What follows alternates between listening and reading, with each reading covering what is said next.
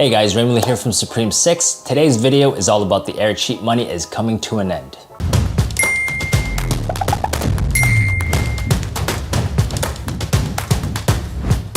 So the Bank of Canada recently announced that they'll be raising interest rates sooner than expected. The question concerning everyone is by how much? Estimates vary widely between 1 to 2% over the next 2 years. In fact, Scotiabank actually came up with an article and predicted 8 rate hikes by the end of 2023. Now, when the Bank of Canada raises its rates, usually banks follow suit and they'll raise their rates by a bit more. So at the time of this particular shooting here, the current rate for a 5-year fixed mortgage is around 2.2%. So if rates were to be raised on the estimated rate hike, then we'll likely see rates go up to 4.5% to 5% over the next 2 years. So the question that's on everyone's mind is, what does this mean for home buyers and real estate investors? Well, number one, we're definitely going to see a stretch in people's affordability, especially for those with variable rate mortgages. Now, when interest rates rise, it simply means it becomes more expensive for the homeowner to borrow money. So as a result, they borrow less of it.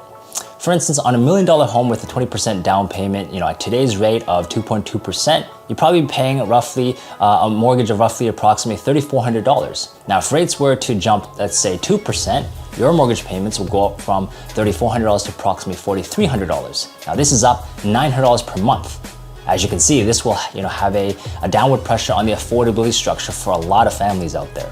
So number two, as interest rates rise, this will make it a lot harder for borrowers to qualify for a mortgage. Right now, when you try to qualify for a mortgage, you have to undergo what's called a stress test and qualify for the rates that's set by the government, which is currently 5.25% or 2% basis points above your current contract rate. Now, let's say if the rates went up to 4.5% in 2 years, and using this stress test, this would mean that you would now have to qualify for a rate of 6.5% in order to qualify for your mortgage, making it even more difficult for people to qualify. Third impact we're going to see as a result of rate hikes is that the returns on the investments is no longer as attractive as before for investors. Now, in our current low rate interest environment, it's become relatively easy for investors to make money since the cost of borrowing has been so cheap. Money has basically been free.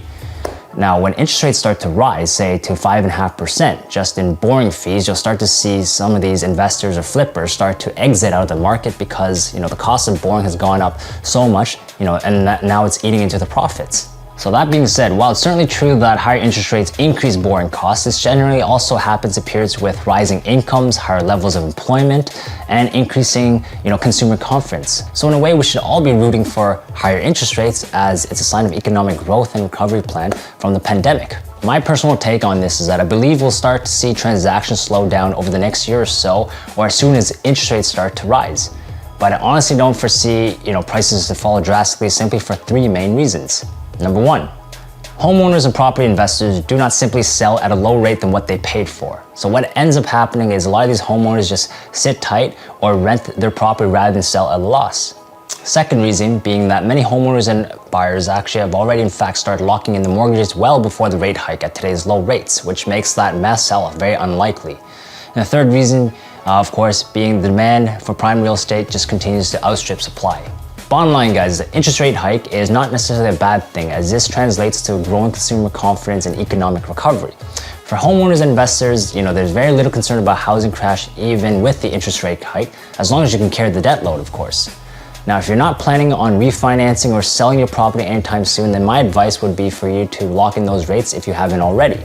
As always, guys, I hope you found this video helpful. If you did, please show us some support by giving us that thumbs up, or smash on the like button if you haven't already. And of course, if you have any real estate related questions, you're simply an investor looking to grow your real estate portfolio, or you're a fellow realtor looking to become a part of our growing team, then don't hesitate to reach out, as we're always looking forward to hearing from you. Thank you so much for watching. Have yourself an amazing day, an amazing week. Until next time.